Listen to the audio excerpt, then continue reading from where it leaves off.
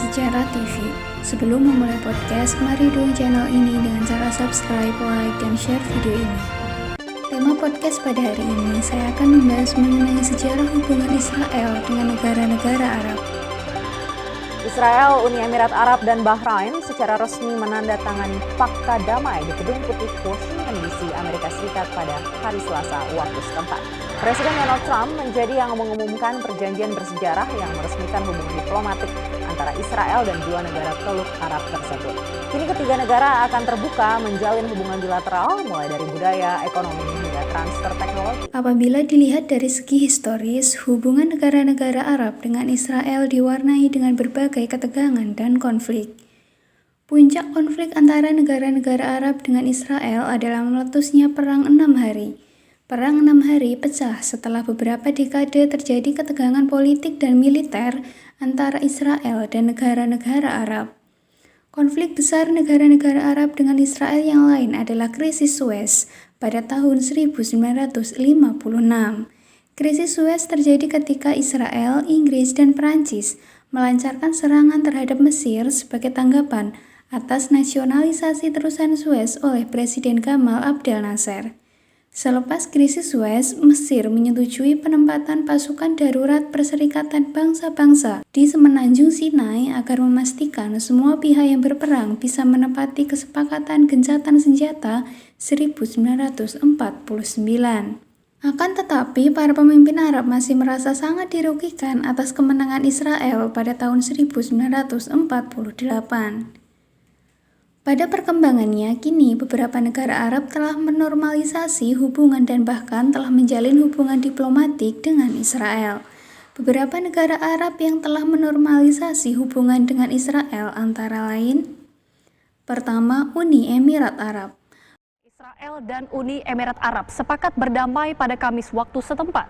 Keduanya setuju menjalin hubungan diplomatik dalam perjanjian yang ditengahi Amerika Serikat. Uni Emirat Arab secara resmi sepakat melakukan normalisasi hubungan dengan Israel pada tanggal 15 September 2020. Uni Emirat Arab menandatangani perjanjian Abraham Accords di White House, Washington DC, Amerika Serikat.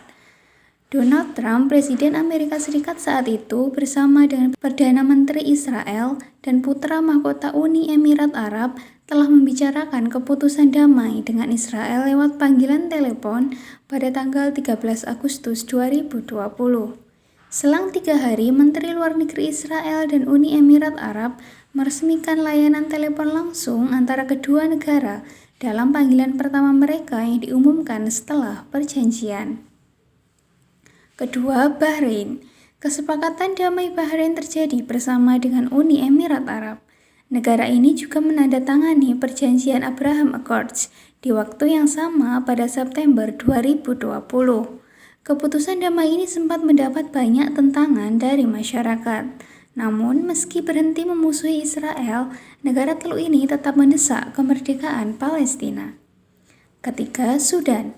Sudan menjadi negara selanjutnya yang berdamai dengan Israel pada tahun 2020. Lagi-lagi perdamaian kedua negara ini berkat campur tangan Trump.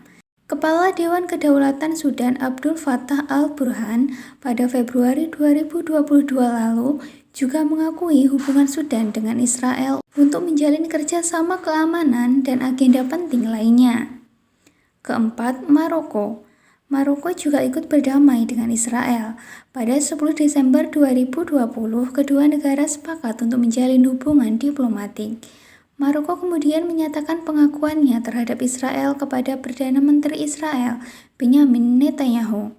Sebelum menyatakan damai, selama beberapa tahun, Raja Maroko Hassan II dilaporkan memfasilitasi hubungan rahasia dengan Israel.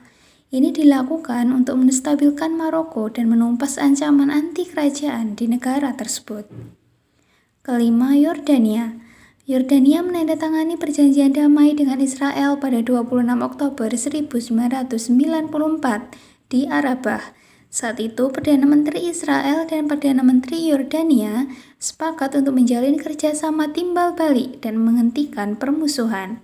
Kesepakatan antara kedua negara kemudian dilanjutkan dengan deklarasi Washington yang ditekan oleh Rabin Raja Hussein dari Yordania.